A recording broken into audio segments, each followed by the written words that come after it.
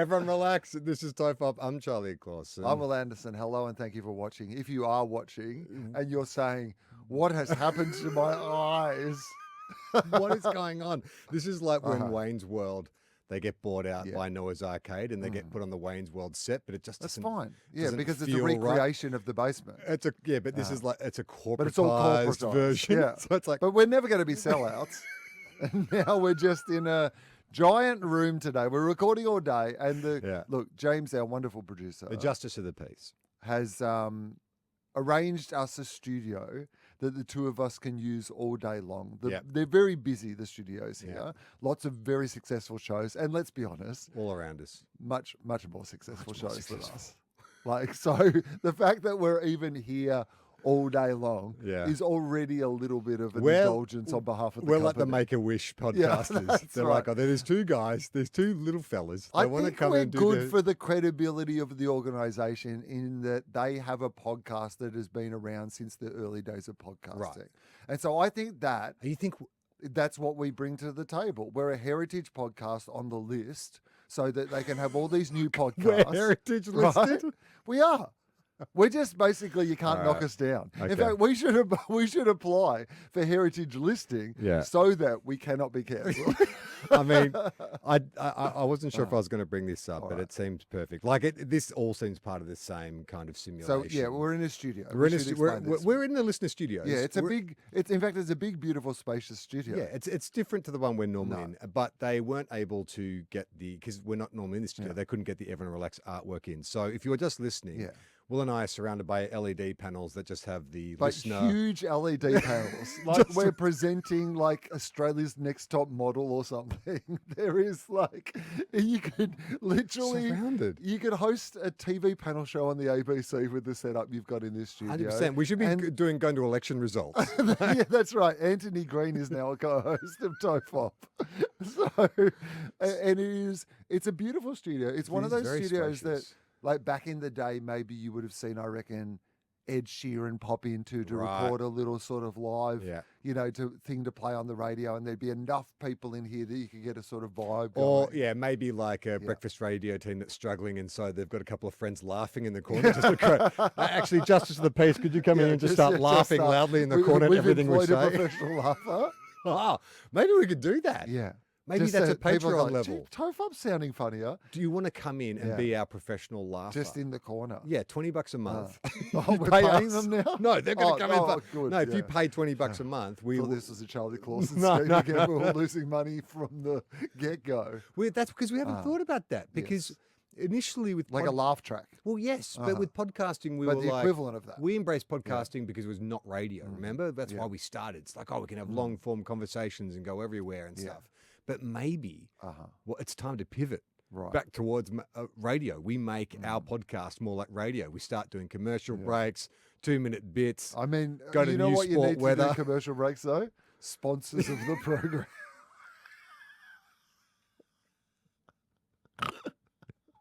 We just have dead silence for 90 seconds. We can't even get our own background in the studio anymore. We are now just listener. That's what we are. Listener podcast. We are just generic listener podcast. Two middle-aged white men doing a podcast. Well, that's us. We are generic listener podcast. Every organisation has to have one. Oh my God. And we are just base podcast. Okay, so we are example. We are loaded with box. When you download the listener app, we come free included as a giveaway. So we are not a collector's item. No, absolutely not. We are. We're exactly where it's like when you go to the markets or whatever, and you see those knockoff like He-Man toys, but it's called like The Man or something like that. It's like, it kind of looks like the toy Spider Fellow. Bat Guy. It's like, we are technically in the genre, but we're not. So I flew in last night and I went to the Gold Coast airport last time because it's only been 2 weeks, I think, or two and a bit weeks since we last recorded. Yeah. And last time we're in the studio, Nikki and Lucy, who do the Happy Hour podcast, one of the very successful podcasts. This is the sort of, you know what? Yeah. You know what? Licky. That's a different podcast. That's also a successful podcast. More popular than ours. Nikki and Lucy. Yes. Are never in this studio. We just listener backgrounds. You know what I mean? No. They would refuse to speak. So if they were wheeled into a studio with just generic listener background. So last time we were recording, they were in the studio opposite us. Yes. And as we were sort of faffing about or leaving or going to get lunch or whatever, we did this sort of cursory kind of, well, I did a cursory kind of wave. I did a cursory wave back.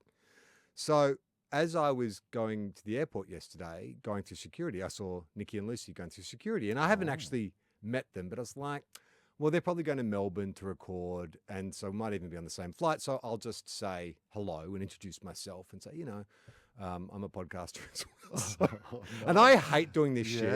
I never go up. Well, then don't do it. I never go up and say, well, sometimes I feel like maybe I should just be like, just have a bit more confidence in who you are and just go up and say hello and just be like, because we're sort of co-workers in a sense. We work in the same space. Okay, so I mean this genuinely. Yeah. You know what? No. Yeah. That's okay. No.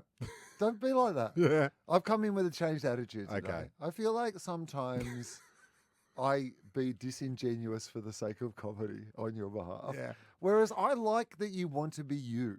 Like that is not me, though. Yeah, but what is you? This is what I was about to ask you. Okay. So in this situation, I just want you to be the most legitimately you could be. So what's the most you could be? To not have said anything. Then don't say anything. I know. There's no requirement for you to say anything. We had a similar conversation around the girls. What's the the Freudian nip girls? The optics girls. What are their names? You've had them both on Philosophy. Oh, thanks for throwing me under the bus. Those two girls. Anyway. Jenna and... Yes. Oh, no. Well, anyway, where I told you I saw them in Byron once. And I was like, oh, maybe... Because they'd just been on Philosophy. And I was like, oh, maybe I should say hello. And you should just go up and say, hey, I'm mates with Will, blah, blah, blah. And I didn't. And I was like, oh, okay, maybe I should have just said hello. So that was sort of going through my head. It's like, oh, what's the harm? Like, we know people in common or we have things in common. So... As we got through security, I sort of tapped them on the shoulder and said, hey, guys, I said, I'm Charlie. I do a podcast at Listener as well. A couple of weeks ago, we were in the same studio. I gave you a quick wave, and they just stared at me so blankly. And then I was like, oh, yeah, the podcast is called Everyone Relax. More blank stares. I said, we do a few podcasts within. And then they were like looking at each other to sort of go, do you know him? Do you know him? And then this is my trump card. It's like, oh, it's the podcast with Will Anderson. More Still nothing. No. And then one girl's turning the other one and gone, who's Will Anderson? Oh, no. And I said, host of the Gruen Transfer? And they're like, no. And I'm like, anyway, I just wanted to say, if we see each other in the hallways, feel free to say hi or whatever. And I said, are you guys going down? You guys, and you may need to blank this out just to the piece in case this is like a special episode coming up. Yeah. But I said, are you guys going down to Melbourne to record? That's where I'm going. Yeah. And they're like, no. We're going to Canberra to interview Albo. And I was like, well, I'm going to a studio in which they don't even have our artwork. Like sometimes you sort of see this and then you go this. And it's like, it's not like I think we're owed the heights of interviewing Albo or whatever. But have we always been like this? Or do we go like this and now it's like this? Or what's our trajectory? What's your vibe on it? I don't think we have a trajectory. I feel like... Are we doing this? we just spinning in a circle. Sorry, that was the best bit. We bob along. She said in the breeze. One of them, Lucy said, so you do a podcast? I said, yeah. And she said, what's a podcast? Yeah. No, she said, how long have you been doing it? I said, 14 years. And she's like, wow. She's like, 14 I'm years. only 21. It was such a kind of insight into... I mean, we talk about this all the time. It's like where we sit in terms of relevance. Well, I mean, even like, it's funny to me because, not funny to me, but like, so for example, like Gruen's still a very successful show, but there is a certain generation of people who have never accessed that show or don't know about it. Yes. And that kind of, back when it first started, the television industry was still such a thing that even if you did not watch the show, you were familiar with who was on MasterChef or who was on whatever. There would be so many things now where somebody said, oh, this is a really famous show or band or thing or whatever, that I'd just be like, well, that's just not on my radar and I don't know what that is. So Iona has never seen a minute of free-to-air television in her life. So it was funny. Not even a minute of television. It's YouTube. My sister was saying to one of her daughters, that she'd taken a night of basketball training to come and see my show in the comedy festival, and she basically my sister said to her daughter, did you tell your coach what it was? And she said, my coach just wouldn't know who Wil was. And you're like, yeah, because she's like a 23-year-old woman. You know what I mean? Like, what part of their radar am I on? What part of their radar could I possibly be on? And it works in reverse as well, where like every couple of weeks it feels like this TikTok star has, just made $1 billion. Yeah. It's like, who? Never heard of that person, and they're a billionaire. Okay. Billionaire entertainer. Yeah, good on them. I guess. Like, none of my business. No, none of our business. But it's just weird that kind of, because in some ways, I remember talking to Jem's dad years ago, because Jem's dad is he's young at heart and has always been a bit of a free spirit. And I think we took him to one of our friends' 30th or maybe 40th. I can't remember how long ago it was. But he was like life of the party and, dancing and hanging out with everyone, chatting it all up. And I remember sort of having this conversation sort of later in the evening. And it was this real moment of introspection where I was sort of saying to him, it's great that you still have that energy where you want to hang out and meet new people. And he's like, Charlie, he said, I still feel like a young man. It's only when I look in the mirror, I see an old man looking back at me. Yeah. And I understood the concept of it, but I didn't quite grasp the concept of when you think about your life, or in some ways being young and relevant feels like it was yesterday, but in other ways, so much time has passed. And the more that the world changes around you, the more kind of, I don't know, like the smaller you become, or I feel like my breadth of knowledge is shrinking. I know the things I know, but there's constantly things happening around me which I do not understand or know or really. Yeah, but how much do you need to know? Do you need to know all that? I've been thinking about this a lot recently, particularly in regard to my last touring stage show was all about, my dad, but kind of reframing how I talked about my dad early in stand-up versus, like me having thought about his life a little bit more as an adult, because I'm now the age that my dad was when I started doing comedy, right? And so you get that sense of like, he seemed like such an old... Oh my God, that's fucking crazy. Sorry, I just took that in. That's crazy. Yeah, right? You don't seem old enough to have a son doing comedy. Because I've met your dad. Your dad's always been like an old man as far as I'm concerned. But he was once your age. Yeah. Yeah, he was my age when I started doing this bullshit. Yeah, right. Yeah, he raised me to a full adult by the time he was the age I am now. Yeah. And that gives me a lot of perspective on just being able to compare lives and what we've done with them. And I think at the time I could never understand that idea of a man who, he's 82 now. He will live and die barring any sort of old age thing that means he cannot live at home anymore. But I imagine he's one of those people. Barring some, experimental technology that allows him to live forever. Robo farmer. My brother gets him into a government program where he can farm forever. Clinical trials. He has to become a robot. Scythes for hands. It's not really good when you work on a dairy farm. You're just killing cows. My brother actually makes a literal big farmer. We call it Big Farmer.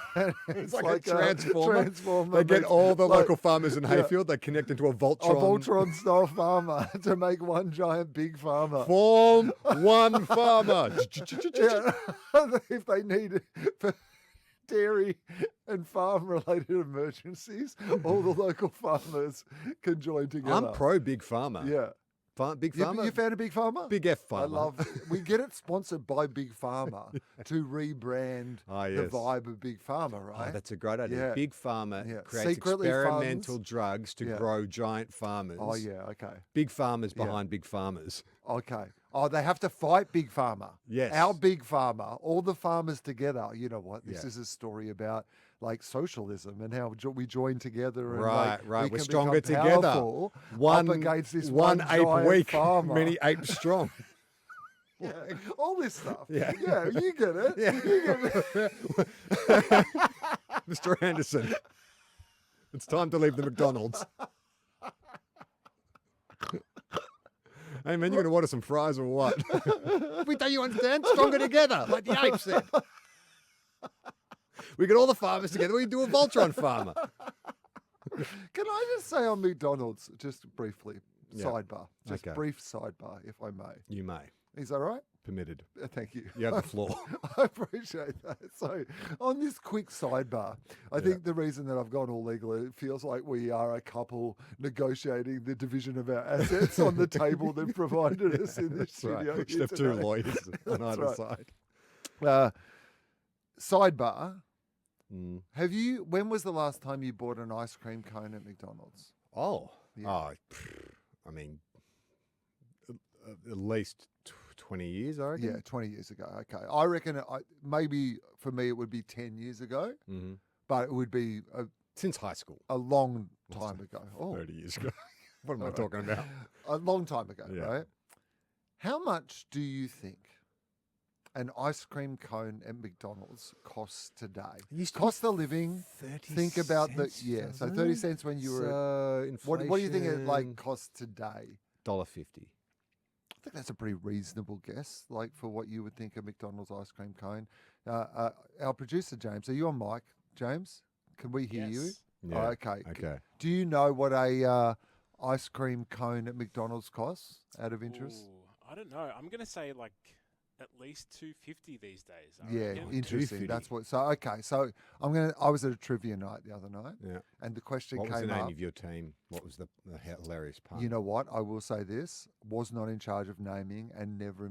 We were joining a team that normally goes to trivia every Monday night. They may even have a regular trivia. We were just invited as two people to fill a gap that was in their sort of regular team. Right. All right. So. Good though, it was fun. Had a really good time. It was I hadn't been to a pub trivia night for a very long time, and I would definitely go back. I enjoyed the whole kind of, the community aspect. It was it was at the Rose in Fitzroy. I'll give it a shout out. So just bunch of lefty bloody, great vibe. Monday night. Yeah. The trivia host is kind of doing a bit of essentially crowd work, stand up, walking through the pub. Everyone's I'm eating an eggplant parmigiana. You know what I mean? I was at a quiz night last Thursday as well. Yeah, it's weird. Good vibe. But the question that stuck in my mind from that night was, firstly, how quickly I know the lyrics to Hanson's Mbop. Apparently, that was my strength that I brought to the team. Shit, you do really? It was one of those things where it said, what band, what song contains the lyrics, you have so many relationships in your life, but only one or two will last. Oh. You go through all the pain and strife, but it's gone too fast. I would not have picked that in a million years. No one was getting it, and I was like, I know this song. How did you know? Do you know all the lyrics? There was one night when I went into, I can't believe we may have talked about this before, but there was one night where I was a little medicated and I heard the song Mbop by Hanson. And I was like, what is an Mbop? What do Hanson... I've heard this song so many times and sung this song so many times. What does the band Hanson believe an Mbop is? Yeah, are you going to pull up the lyrics? Yeah. Yeah, let's go through it because it is this song. So I did quite a deep dive on the song. The Mbop is a measurement of time. They invented it. They came up, but to kind of, it's the very thing that we're talking about right now. This is the irony, is that in a minute it's all gone, so quickly. That life. This is a very profound song that was written by a bunch of teenagers about the very fleeting notion of relationships and life, and it's quite a deeply philosophical song, the lyrics. Do you want to go through them? Yeah, you know who's good friends with one of the guys from Hanson is Osher Ginsberg. When we were doing Dad Pod, one of the Hanson brothers came on our show to talk about fatherhood. Lovely guy. Okay, so this is the first verse is sung by Taylor Hanson. Yes, he was kind of mostly lead vocals all the time. The youngest one? The middle one. Okay. So Taylor was the handsome middle one. There was the taller, older... not so handsome one. Not as... Yeah. He was the Joey Fatone. And then there was the kind of baby drummer. Yeah. But who I think at one stage might have fallen down a bit of a QAnon rabbit hole or something. Right. But anyway, who knows where they're at now. Okay, so Taylor says, you have so many relationships in this life, only one or two will last. Now, so far, don't you think that's pretty profound? That you will have a lot of relationships in your life, but by the end, only one or two will last. Yeah. Okay. I pretty agree profound with for a song like by a bunch of teenagers. All right. You go through all the... I mean, I guess it doesn't sort of say why they last, because that could have double meaning. There might be relationships. You might have a toxic relationship that lasts because it's like a family member or something like that. That's right. You go through all the pain and strife, then you turn your back and they're gone so fast. Yeah, so like the pain and strife, you know, they're acknowledging there that life isn't... Yeah, it's not all happy. Easy. And like you said, sometimes the relationships are going to be toxic. Oh, yeah, and then they're gone so fast. Yeah. Oh, yeah. Okay, right. So... This is verse 2, which is Taylor and Zachary. So it says Taylor and Zachary. Oh, so Taylor sings part of it, and then they harmonize on it. Yeah. Oh, so hold the ones who really care. Hold the ones who really care. In the end, they'll be the only ones there. Yeah, dude, why need to read this? It sounds like you're good. When you get old, start losing your hair. Which, by the way, that's when... you know that it's written by teenagers. Yeah. When they're like, what's the worst thing that we can think about getting old? That you will lose your hair. I was looking at a website the other day that was talking about how people looked older, younger back in the day. And it was listing everyone knows the guy from Cocoon, Wilford Brimley. Like he was 50. Yeah, he was when he did Cocoon. I am now older than Wilford Brimley. Oh my God! All right. Steve Martin in Planes, Trains, and Automobiles was like 42 years old. Shut up. Yeah, and it's like either we're striving harder to stay younger, or life was harder back then. It's like you see photos of like soldiers from World War II, and these guys are 18 and they look 50 fucking years old. Okay, bop. Da-ba-ba-do bop. Yeah. Do bop, da-da-do bop. All right, all right, that's just the bop stuff. Yeah. But the bop is the... In an bop, they're gone. Right? Yeah. Said, in an bop, they're gone. Yeah. Plant a seed, plant a flower, plant a rose. You can plant any one of those. Keep planting to see which one grows. And to find out which one grows. To find out which one grows. It's a secret no one knows. It's a secret no one knows. Now, this is, I believe, to me, my problematic verse. Okay. Plant a seed, plant a flower, plant a rose. Now, is a rose not a flower? I feel like the rose is an unnecessary addition. Would you not flower doesn't rhyme with grows though. I feel like they really wanted to get grows in there. So they were like, plant a seed and plant a flower, then go and take a shower. All right, I'll see you in an hour. Could you? Like, I mean, this isn't that hard. What could you? So, if you want to keep rose, but you have to substitute, what else could you plant? That's plant a seed, plant a flower, plant a tree, bulb. Plant a tree, plant a seed, plant a tree, plant a rose. No, it doesn't quite work.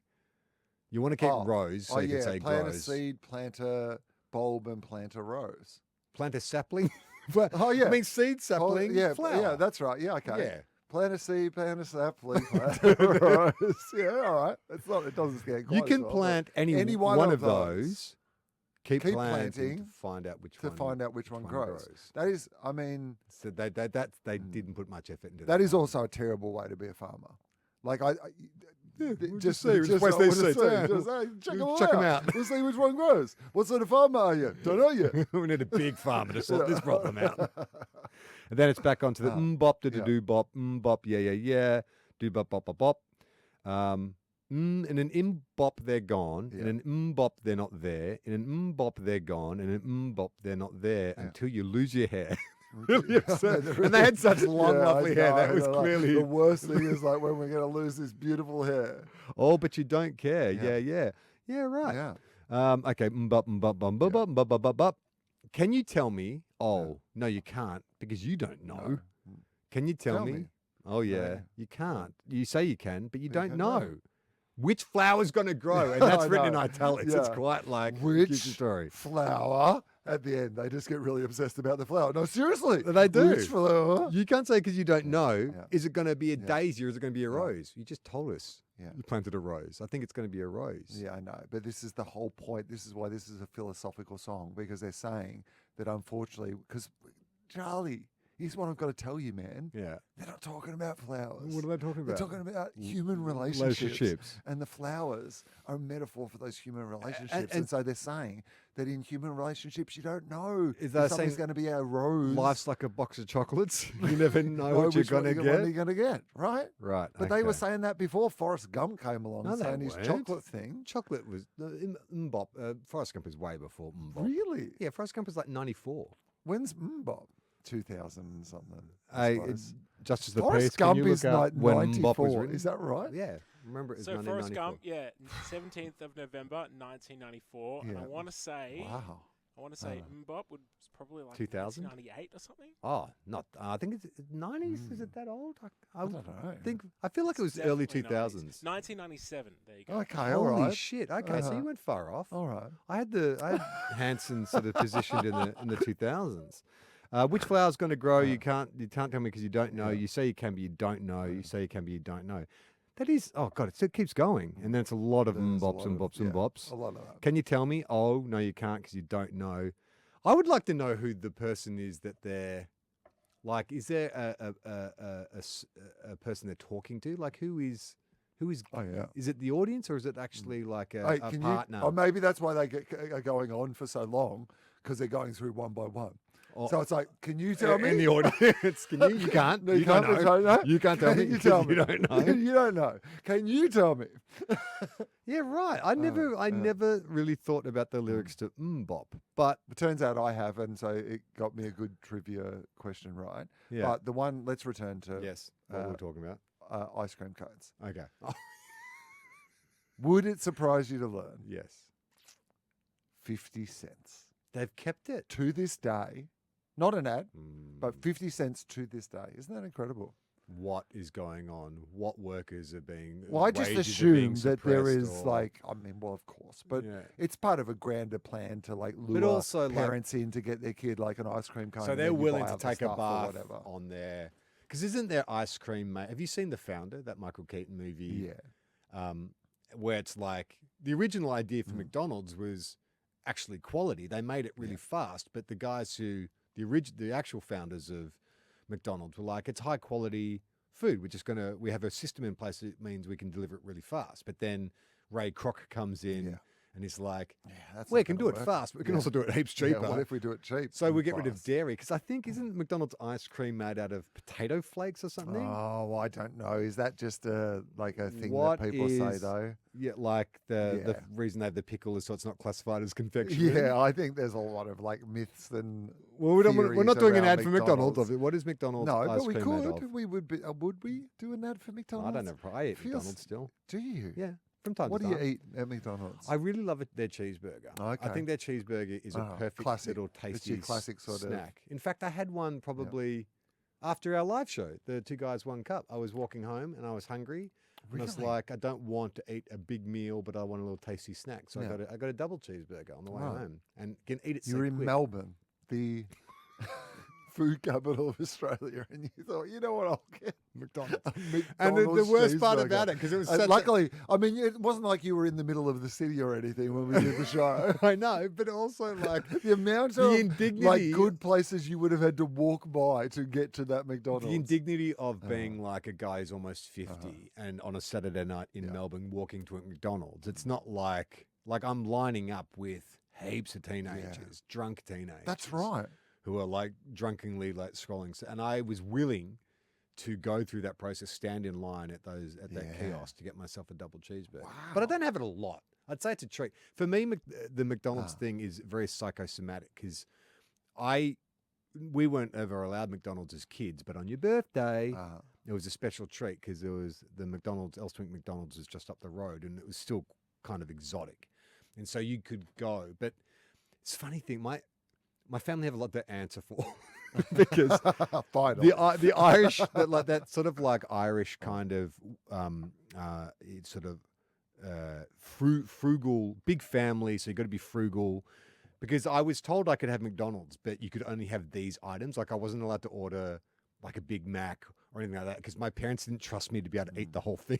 So I was only told I could get a cheeseburger because that was manageable for a child to eat. I could get like a cheeseburger and some fries and a drink or whatever. But I remember the first time I went to McDonald's with my friend's dad. I was like 8 or something, and he's gone, "What do you want?" And I was like, "Well, I guess I could." He's like, "No, you can have it whatever you want." I'm like, "What do you mean?" And he's like, "Well, just what would you like to eat? Order it, and I'll pay for it." And I was like, "Oh, and so I just went with the Big Mac, which is like the biggest thing I could get off the menu. And it was like, what have my parents been doing? They've been denying me this kind of hamburger for the whole time. But to this day, if I want to feel good about myself, or if I'm feeling kind of like I need a lift, a cheeseburger will do that for me. Okay, I understand that. And I think that is what it's like it makes me think of being a good boy. I think that what the ice cream cone does is much like the Commonwealth Bank, where they give the kids the Dolomite accounts. Yes. I feel like the cheap ice cream cone is part of that. Yeah, come into this infrastructure, get you in for 50 cents, you can get an ice cream cone. And then eventually you're like, well, when I have $2, I can buy this $2 meal. And then I associate like my memories of like being a kid with this, so they hook you in. Okay, so the urban myth about McDonald's ice cream was it was potato flakes or something. McDonald's soft serve is made from a liquid base containing milk, sugar, cream, corn syrup, and stabilizers like mono and diglycerides and cellulose and guar gum with natural flavors for taste. Stabilizers give it a smooth texture and help it hold its shape, while the base is then frozen with air in a high serve machine. Okay, so that doesn't sound... It sounds like the sort of stuff miles that off most soft serve would like be, Mr. right? Whippy's not doing like high quality. I don't think Whippy's like going down to a local dairy. I don't think Whippy's driving his little Whippy van down to a farm and like they're getting filling it up with fresh milk. Bag of chemicals. That's right. What do you still? Will you get a Mr. Whippy ice cream? Would I get a Whippy? Yeah. Do you like a? That's another one of those childhood, like a cheeseburger. If I see an ice cream van, choc coated Whippy. That's what I was going to go. Choc coat with nuts is the best. It's the best one. Interesting. You know what? In fact, I had one of those about six weeks ago. And because there's something about the fact that the chocolate isn't good and the ice cream isn't terrible. Good. Like it tastes like shit. But there's also something too about like when I was a kid and I was only used to getting like Paul's ice creams out of the tub. A soft serve ice cream seems like this is fucking. Oh, you know what I had? A texture. Like not that recently now. It was like I guess 6 weeks ago or whatever when this actually happened. But when I went to the movies, I had a chocolate top.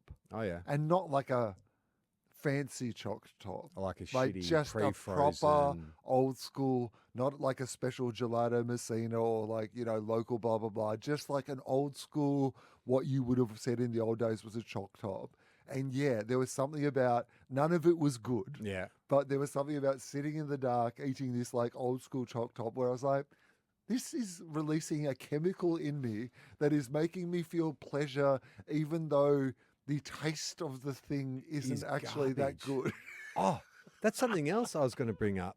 So I was caught up with my sister the other night, and she brought out a thing of Haig's chocolates. And I was like, and so I told her like the whole Haig story with this show. Well, finally. And I said, they sponsored us for a bit, and then they stopped for some reason. Yeah. Well, that's all right. We want them back. Welcome back anytime. But she was like, oh, she's gone, like we're a Haig's family. I'm like, what do you mean we're a Haig's family? And she said, Dad, round Easter, would make a special trip to the Haig store on Collins Street because his dental surgery was just up the road. And he would only buy Haig's chocolates for the family for Easter. And he would spend he would save money and buy really a lot. Because I remember for Easter, we would get,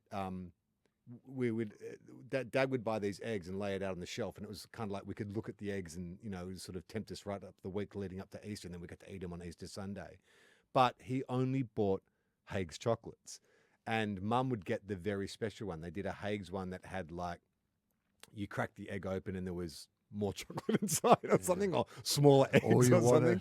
Yeah. Yeah. And so she said, oh yeah, like Hague's, like she's got a taste for Hague's because she's like, oh, it just makes me think of like being a kid and being happy. And I'm like, maybe we should make a movie about that moment. Yeah. Like we should make a movie about your family. Hague's Easter. And like get Hague's to sponsor that's a it. great like idea. a big piece of sponsored content. Product like, but we placement. do this like beautiful story. It's like a long form ad basically for Hague's, but telling this real story that's this connected Catholic with your family life. going to church and repenting for being born in sin. Like, but the only thing that right? saves we'll just get rid of the Catholic dogma. Or if it sells more tickets, lean into it. Yeah, totally. Mel Gibson stuff. Yeah, you know? The Passion of the Hague's. That's right.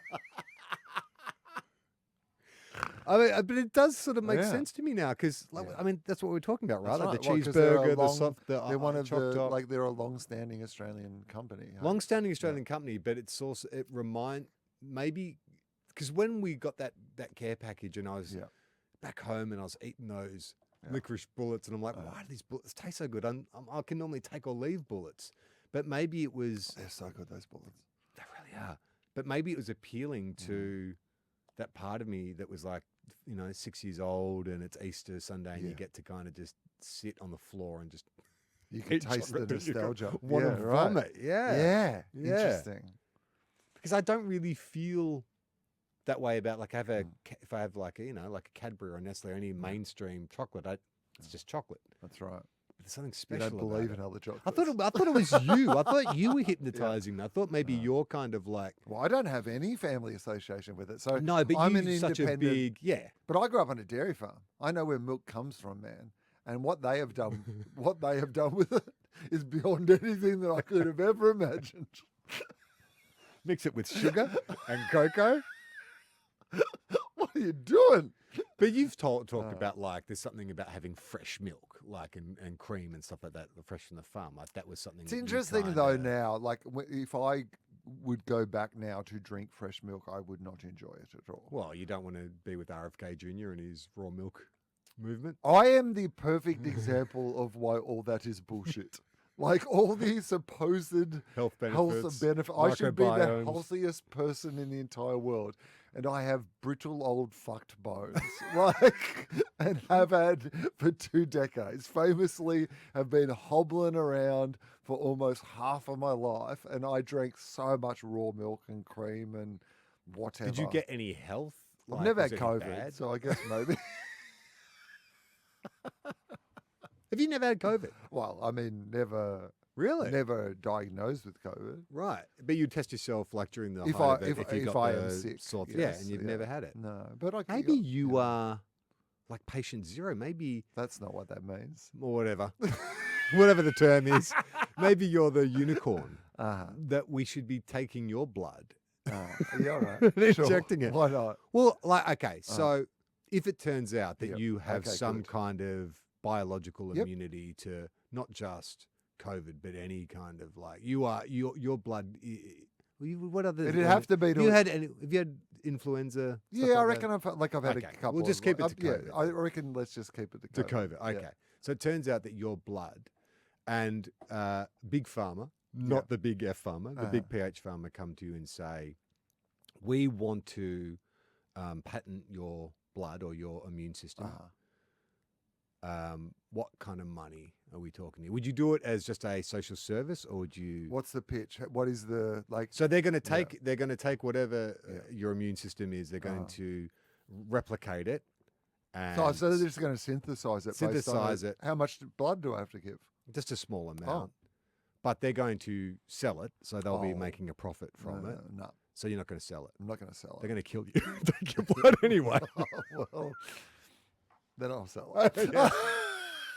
Okay, so what about that is a strong negotiating position. What about the Australian government comes to you, the head of immunology or whatever it is, comes to you and says, "Hey, we want to make this available for free, to Australia to begin with, and then the rest of the world." Would you give of your blood for that? Yeah, I mean, but you know what's going to happen. What is that? All these people, all these anti-vaxxers are going to come for you as some kind of like government shill. you're going to become the poster boy for like the anti-vax, or the anti-poster boy for the anti-vax movement. I mean, I already kind of am. So it wouldn't actually be...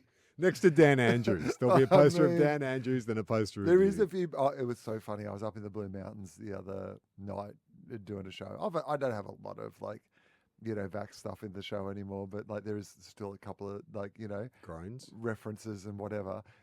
But no, there was a story in the like news.com.au and it was like comedian offends audience member after X. And I read it and I was like, oh my God, that's going to be me. It's going to be me. And then it was like another comedian and I was like, oh, thank fuck.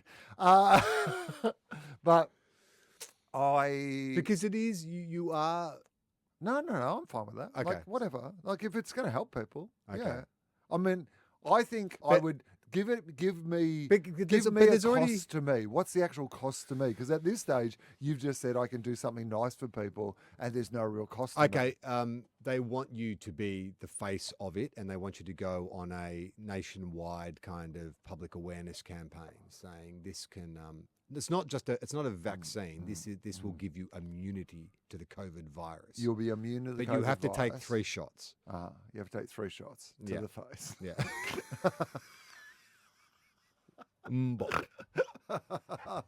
So one will so you become the face of it, but you also have to go out. You have to sell it. And you have to go and speak to people and like educate people. So you're going to have to go to town halls and stuff where there's a lot of angry people. Why do I have to sell it? Because I think I'm not qualified to be the person who's going to sell it. No, because you have a public profile. But I think people trust you. They've done market. They've done but they have.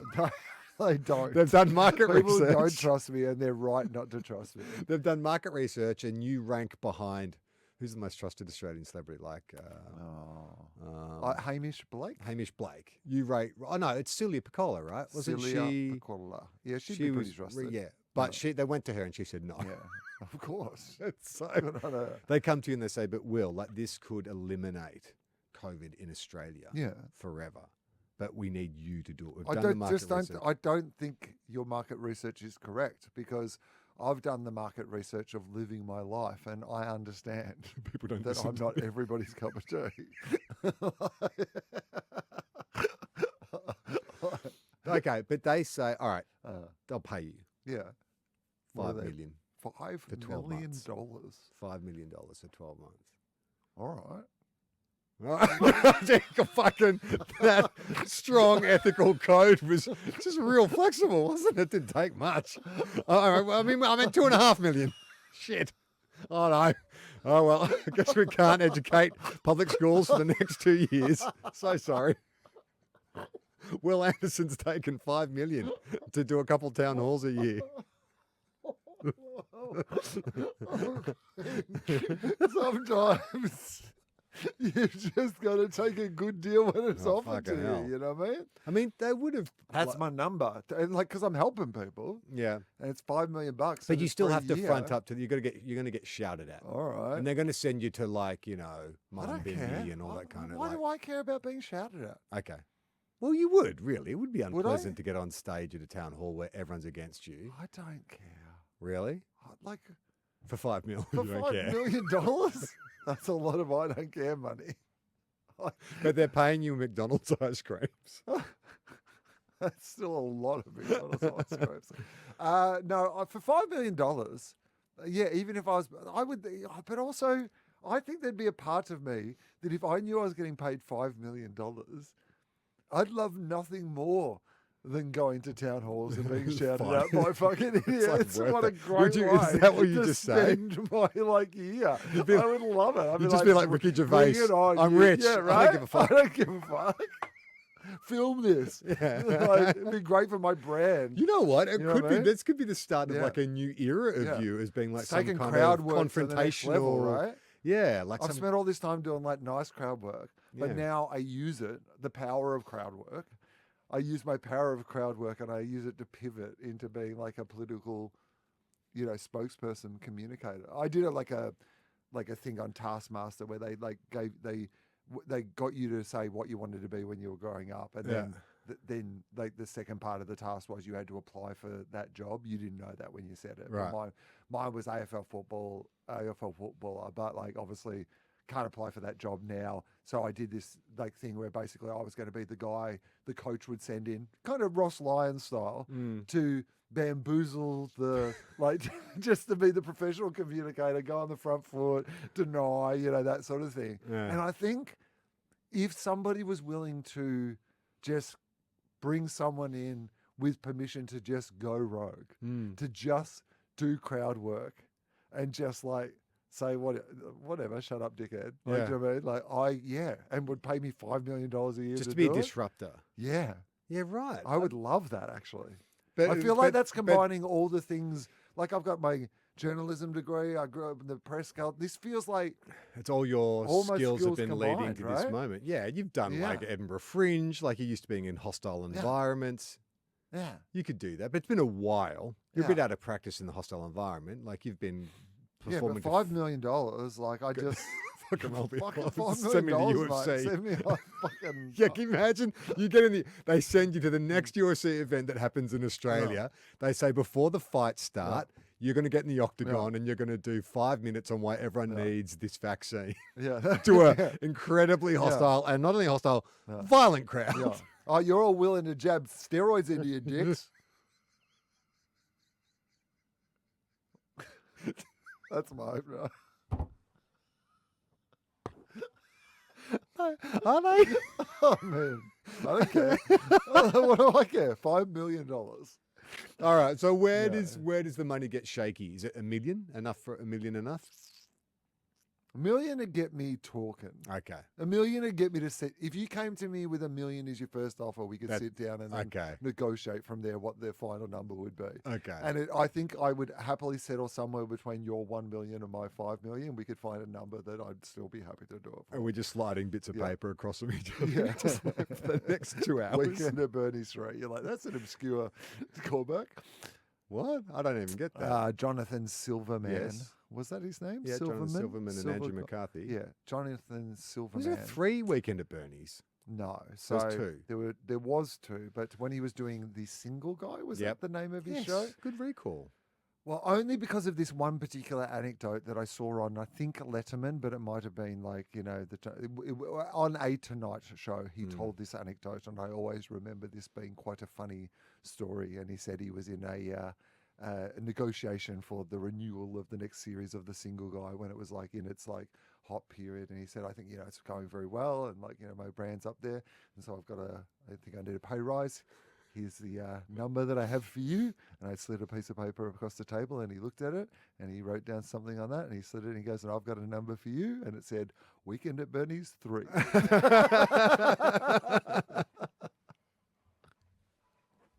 That is an obscure reference. Yeah. You might remember a few weeks ago, I told a story about finding a snake in my house. Yes. And catching it with my bare hands, which, as you pointed out, should be always mentioned in the same breath when talking about me. Did you know that Charlie Clausen once caught a snake with his bare hands? With his bare hands. So a bit of feedback on that from my sister. I had a big family gathering last week. Well, actually, we're a snake family. In fact, your father used to bring home snakes every Easter. No, she works for the Department of Conservation for years, and I was sharing that anecdote, and she was horrified. Yeah, you can't be grabbing snakes. She's like, "What are you doing grabbing a snake?" And I was like, "Well, I watched this YouTube video," and she was like, "What? Some fucking idiot in America?" And I was like, "Exactly." Yeah. You've seen it? You know the one? Yeah, I went to idiotinamerica.com. And she said, like, everything we discussed, just like, just take a photo and send it to someone who knows, before you go near a snake. But she said it was a tree snake, right? And I was like, yeah, I think so. And she's gone, you don't need to grab a tree snake. They're known as like the friendliest. You put your palm out in front of a tree snake, it'll just crawl up there. It'll just gently like give you a little hug. They're like apparently the nicest snake in the world. You're like, it's trying to strangle me. I know. And I was like, really? She's gone, yeah, next time you see a tree snake, you just put your hand out in front of it and just let it slide up or go up your arm, and then you can just gently, with both arms, just carry it and then just let it slide into the grass. You know it's a tree snake because it's brown. Remember, right? So she told me that, and then I felt bad because I did just grab that snake and then fling it over a fence. So I have been going to the snake identification group on Facebook, which is. Are you learning your snakes? I'm trying to learn your snakes, but nice. It's difficult, right? Because I'm trying to test myself. Because what they do is someone will take a photo of a snake and say, "Hey, someone help me out," and then there's like what do you call it? Like verified admins who'll be like, "I'm a snake person," and yes, they're whatever. But is there occasionally one that it's just like, I'm a hot snake from Denmark looking for accommodation? I do yoga. I like to practice mindfulness. I've got some more of those we can do next episode. I've been saving them. Okay, fantastic. There are, because you know how I said to you I wasn't too worried about it because browns, they look evil, like you can sort of sense. Yeah. And I thought we'd had a joke about it, and maybe I was profiling snakes or whatever. Yeah. But on the snake identification page, they genuinely do. So how you pick a brown snake, obviously the brown scales are a bit raised. They also have kind of little orange marks under their underside, a lighter underbelly with little orange kind of dots. Okay. But they have ridges above their eyes, a bit like the Batman cowl. You know, he has those ridges above the eyes, so he looks a bit more intimidating. Yeah, that's right. Snakes, brown snakes, eastern browns, have like little ridges above their eyes. And I think it is to make him look more fucking badass. That's right. So you know not to fuck with this snake because he's glowering. Yeah, that snake looks angry at me for some reason. It's not wearing his glasses. Something to that snake? He's squinting or something. That bloody snake. So I feel like, yes, I maybe profiled that tree snake, but I won't make the same mistake because if they have like the sort of roundish eyes, and it's a greeny brown tinge, and as I said last time, I'm a bit colorblind. Brown and green are kind of my weakness, which is great. Surrounded by fucking eastern browns. But I feel like I'd be able to pick it because I'm just going to look at the eyes. Yes. And so I don't know if that's a good thing or not, because you know some animals you're not meant to like look them directly in the eye. Yeah. I've never seen a snake like I haven't found. I should probably look up video of how snakes attack because I don't know. I've seen them move quick in the bush and stuff, but when they're ready to go, like, you know, when a spider's about to bite, it rears up. Like, I don't know, like, if a snake gives you a warning before it fucking goes for you, or I'm asking you, and you're just staring at me like a blank fucking Never Eastern been brown. Attacked by a snake. You got no ridges above your eyes. I don't really know. But they.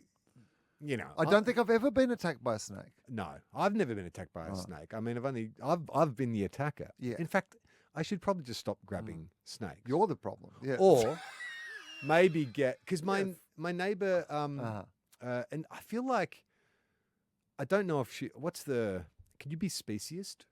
Yeah, I guess. Against like she fucking hates snakes. Like she lived on a farm for ages. Yeah. She's now living in just a more suburban part of the town. But she's constantly ranting about snakes. The way some people, especially some Australians, well, you know what? rant about immigrants. Yeah, that's she rants about like, snakes are ruining this country. We're going to get them out. Yeah, she's constantly talking about it. And the weird thing is that she sees snakes fucking everywhere. I don't know if maybe I'm oblivious or it's the color blindness, but she's constantly telling me about the snakes she's seen coming and going. Like literally 4 days ago, she was like, Charlie, I saw a black snake sliding onto your property. And it's like, how does she keep seeing them? And then she's like, I saw a copperhead the other day. Yeah. And I was like, what? How are you seeing all these snakes? Did she, though? Well, do you think maybe it's a dementia thing? I mean, maybe. I don't think so. She's a very no-nonsense lady. I don't know that... But is there a chance that she's got bad eyesight or something and she's just like seeing a stick? Like a writhing stick? There's I mean, from the distance, like how much is she, like... Well, she said, because she has a battle axe block, so her driver runs up the side of my house, and so she often walks her little sausage dog. Oh, okay. So, yeah, no, all right. Okay. So she said she was walking down the driveway and she saw a black snake. And there is a bit of a nature reserve. There's a nature reserve. Yeah, okay. That makes more sense. Yes. Yeah. But she's constantly seeing them. She's always warning me about snakes. I'll get text messages about saw a snake. And it's like, what? Is it one of those things where, you know, that urban myth about Native Americans, they didn't see the ships land because they didn't have a comprehension of what chips were. So I'm not seeing snakes because it's just not something that my brain. I'm a city boy. Yeah, but once you see snakes, once I see a snake in my living room, I saw a snake in my living room. So now I should be seeing snakes. Well, I haven't seen one since that one in my living room. Is that true? Maybe if you saw them out in the wild, they wouldn't have to break into your house to be seen noticed. by you, right? I just want to be Maybe seen. this is the ultimate. I just want you to notice me. Yeah, I want you.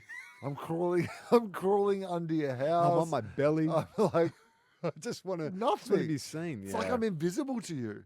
Your neighbor is literally texting you to tell you that I've come around, and it's like you don't see me. Yeah. So now I'm in your house.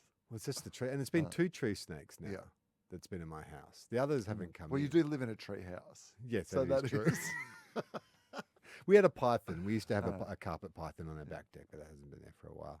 Anyway, Will, it's time for Crack That Pack. It's time for Crack That Pack. Yeah. Crack That Pack. Now, I've got an assortment. I tried to go to South Melbourne Market, but they were not open today. Well, Rosie Walton. Oh, yes. Philosophy guest Rosie Walton. Oh, yeah.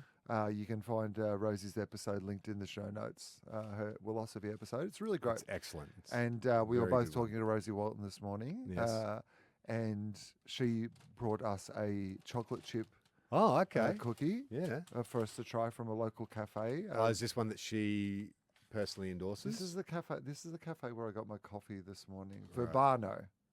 Verbano, so that is nearby. So, are we saying, what's our baseline cookie? Anzac or chocolate chip? Like, as in, you do this well, you got your shit going. I mean, chocolate chip is your classic sort of, if you were going to that's a good baseline. I believe that. Okay. Feels like it's got salt on it, which I like. I'm a big fan of. Yeah, exactly. Right, This so is we're good going to have stuff. a crack at this. All right.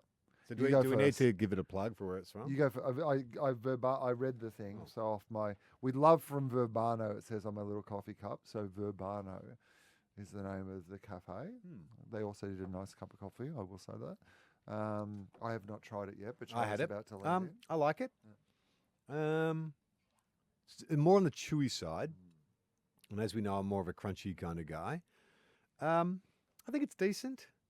I wouldn't write home about it. It's not the kind I'd be happy if I got it, but I would not be returning for a second visit.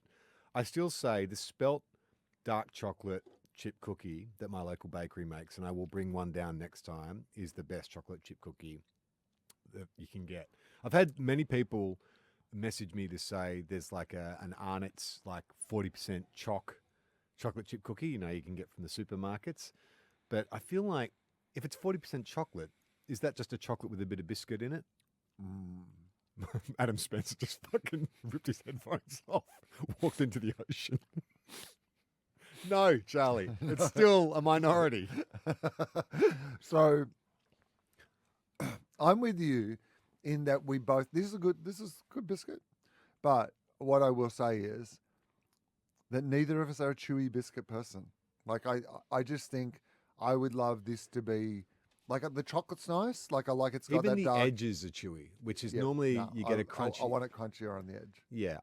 Having said that, good flavor, but like I need the crunchy. I'll definitely eat the rest of this once we finish recording. So I'm just, but yeah, that's an okay. I'll give that a B. Yeah, a B. Yeah. Serviceable. Yeah, serviceable. No, cookie. very very happy to have it. But yeah, would like it crunchier on the edge minimum. Yeah, for sure. Yeah. Well, you know what's an A+? Oh. Is TOFOP Live. Oh my God. It does feel good based on that segue. TOFOP Live at the Cheerful Earful Podcast Festival. The best thing about it is even if you can't get a ticket in person, you can get a virtual ticket, $15. If you can get a ticket in person, you should come along. Is there any, there might be a couple available, who knows? But come along. It'll be really fun to come and see live. October 5th. And it's a really good festival vibe where they set it up. There's like a bar and an outside area and other shows. You should check out the entire Cheerful Earful Festival. And so Will and I will be pouring 5 p.m. October 5th. That's a Sunday afternoon. So but as you said, you can watch it. If you can't make from it. anywhere. Virtual ticket, is that what they're calling it? I don't know. Again, this is one of those things. Anyway, we're ending as we started, which is like two old men who are fumbling That's around fine. trying You to be go relevant. online to the website, you follow a link. There's a link in the show notes. There's a link in this show notes. I got that right. There's a link in the show notes. And we'll be back again next week. I'm Charlie Clausen. I'm Wil Anderson. Human being!